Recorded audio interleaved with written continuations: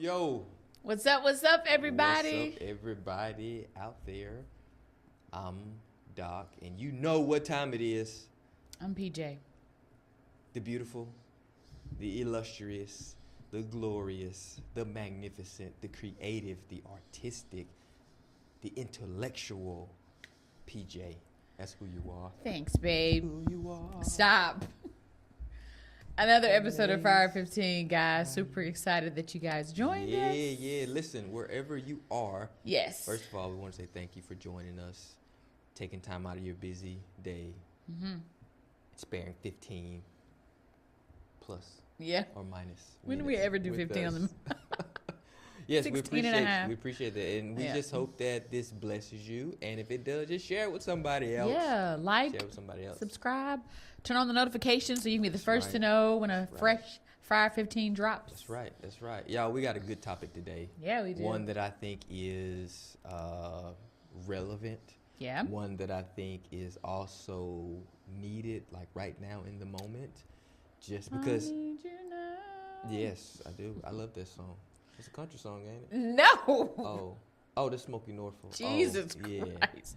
Jesus, man. They got I Need You Now, too. Anyway, I'll let you hear it after this. This is a real tearjerker. But anyway, we feel our call is that, hey, if you're going to be who God has called you to be, that means being the best version of yourself.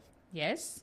And one of the ways that you can be the best version of yourself is to make sure that you practice accountability. Accountability. For some people, that is a curse word. That is not a cuss word. Them are fighting words. Because you can cuss at some people, and they cool with that. But you say accountability. Accountability, they ready to fight you. They ready to put holy hands on you. Not holy hands. Holy hands around your neck. I can't. But it's so important. Man, accountability will save your life. Yeah. At least I think accountability will. And if you're going to be the best version of yourself, if you're going to be who God has called you to be, you need accountability. But like, it's interesting because I just had this thought, like, we talk about all different type of topics and subjects and that kind of thing. And this could be a quick one to scroll past. It could be. This could be a quick one to pause and be like, oh, I'll come back to this later. And later never comes because it's like, accountability. But it's like, and that's why you're stagnant. And that's why you the same person you was back in the 99 and the 2000. Like, that's why it's a new year and you're the same. Like, you're struggling with the same things. You have the same outcome. You're the same weight. You're the Objection, she's spitting, Your Honor. like it's why your life is the same. And if you're okay with that, then scroll. And you can end this here. And I think But we would do you a disservice if we didn't keep it real with you. And I think that's why people can have a new calendar year but not have a new season. New year, same you. Yeah. Because you can have a new year and not a new season. Correct. And I think accountability is one of those ways that you continually and perpetually level up. Wait, was that too mean? It was the baby. It wasn't me, guys. It was the baby made me say those things. Well, I think it's good though. My filter is just limited in pregnancy. It's not really there throughout this pregnancy. But I do think that, accountability is one of those things that people skirt from. There have been times in my life that I've skirted from accountability. But then it's like, okay. Because it doesn't feel good. No. Because it doesn't feel good. But because I think accountability requires vulnerability. That part. And I think accountability requires consistency. Yes. And it requires trust. Yes. And it requires transparency. Yeah. And folk ain't trying to do that. No. Not for real. Nobody's trying to identify the areas where they struggle. Some people are. But in identifying those areas, it's not one of those things that you willingly want to do. Yeah, like, it's just so you know, I've been struggling with this for 3.5 years. Like, Yeah, it's hard. But if you want to grow, you're only going to grow based on the level that you will accept or confront uncomfortable things. Yes. Because if you are comfortable creates weakness. It just does. Yeah. And I think that's why you have to. And you can use it in any area of life. Like, it's applicable across the board. So we're talking about physical growth. We're talking about spiritual growth. We're talking about emotional growth. Talking about financial growth. All these areas require a sacrifice that comfort does not come with. Yes. But we have this comfort Christianity culture, we have this comfort culture at large. And so it's like, well, I mean, I want goals and dreams and things, but it's fine. Well, let me say this. First of all, I like comfort.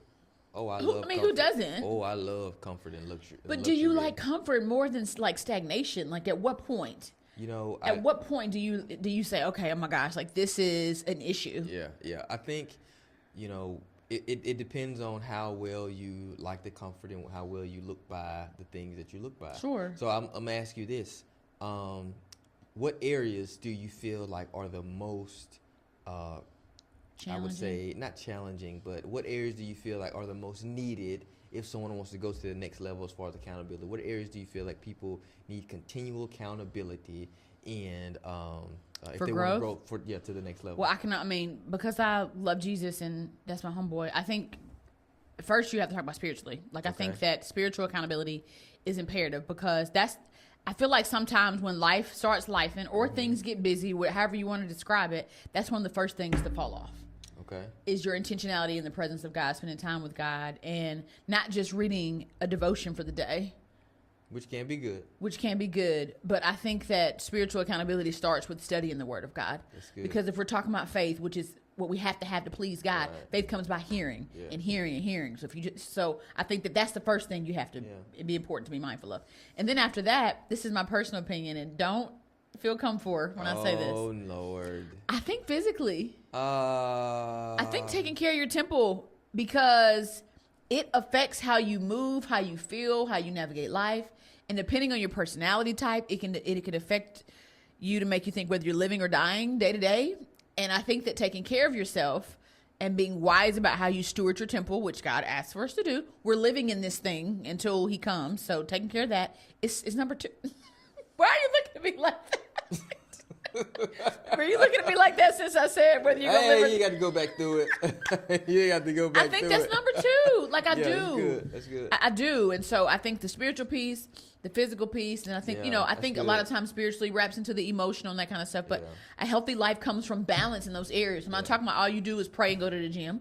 Like, those things are priority. Right. But I think there's a flow. And I remember, oh my gosh, I was looking back over some journals from like 2017 and 2018 when I was really battling with like my weight and really trying. I mean, now I'm huge, but I have a kid. But you look good, girl. I mean, I'm huge. You glowing. You it's look fine. Good. You are fun. But I remember battling it, and I feel like the Holy Spirit gave me this revelation. Once you get your spiritual life consistent, your physical life won't be an issue. And I was like, but Lord, because my quiet time was inconsistent. I would be, 2 days, 7 days. 3 days, 1 day. And so it was true. Yeah. Once I got, early after the pandemic and different things like that, I kind of created a different strategy, and then the Lord, and it poured over. Yeah. And then I was able to hit the place of health that I have had since I was in middle school. Yeah. But it came from that spiritual consistency. Does that make sense? Yeah. And I remember when you hit that stride. No, you don't remember. No, let me tell you. I remember when you hit that stride. I remember when it clicked for you. I remember when it clicked. And I was like, man, what you got to go to the gym for? You trying to get strong enough to lead me? Oh, God. You trying to get the strength to lead me? What you trying to do? I can't. But no, I remember when it clicked for you. And when it did click for you, I can attest to say that those things started lining up. Like your quiet time, your journal time, like your consistency in those things. And I hope I became a better wife and a better mom and those things. You got pregnant. So. Whoa! Okay, hey, this scratch is real that from the recording. No, this is real 515. What does that have to do with... You became a great wife, but... wait, so I was bad before? I didn't say you were bad before, but you weren't pregnant before. What does it have to do... Anyway, that's good. That's great, woman of God. Are y'all praying for me? Great. Dear God. But, can I just disappear? Can I just go down through the floor? You can't go nowhere, girl. You can't go nowhere. But I would say that's true. Like, when you have that accountability... spiritually, but here's also the thing is that you have to have someone. We always think we can keep ourselves accountable. It just doesn't work. It does not work. You need not those accountability partners, which means you need somebody that you trust. Yep. That can speak things to you. Yeah. Because we have 4 areas of our life. We have the public life, We have the private life, we have the prophetic, and we have blind spots. Right. The public is what everybody can see. The private is what you can see and nobody else can see. But the prophetic is what God can see. And blind spots are what everybody can see, but you can't see. Right. So we have to have those accountability partners that can speak to those blind spots. So you got to be able to trust them. That's right. Their character has to be, in the upper echelon, because some people that speak into your life, you don't want them speaking in your life because they can't see straight. But I think it's so important. You got to have these accountability partners. I would say for me, the area that today. that I know, I feel not only just for me but for other, and I can speak to men, is that we have to be accountable in our emotions. We have to have somebody that's helping checking us for be you on that accountable level. with What our does that look emotions. like? That means, first of all, that all of your feelings aren't factual. Aye. That's the first piece. Because you can be feeling something, while your feelings are real, they are 100% real. Because you're feeling. A lot of times you can feel something that you can feel in your body. But they may not be factual. Yeah. Just because you're feeling something don't mean it's real. No, that's good. That's applicable one-to-one. To do something with or to move off of. Yeah. Right. And so, because there may be times that I may feel like you don't love me. It could be you're pregnant and you're doing all that you can to maintain. Yeah. But if I'm feeling that way, I love you, babe. I love you, girl. I wish I can kiss you on this podcast. Don't. Because I want Instagram to Proceed. ban us. Okay. But they do it in the movies. Oh my gosh. Anyway. So the feelings, yes, emotions. Because it could be like, man, like I feel like you don't love me, or I feel like you don't care about me. It could be that you got a lot of stuff going on. It could be that you having your own struggles, or that it doesn't mean that. Right. And so for me as a man, because a lot of times men aren't in tune with their emotions. Right. Men, get in tune with your emotions. Wait, pause before you can go any further. Sorry you're having to layer this on, but how does a man get in tune with his emotions? How do I deal with it? As a man, goodness. how do I? I think as a man, getting in tune with your emotions, you have to become raw and vulnerable. And you have and who wants to do that as a man? It's the same thing as accountability.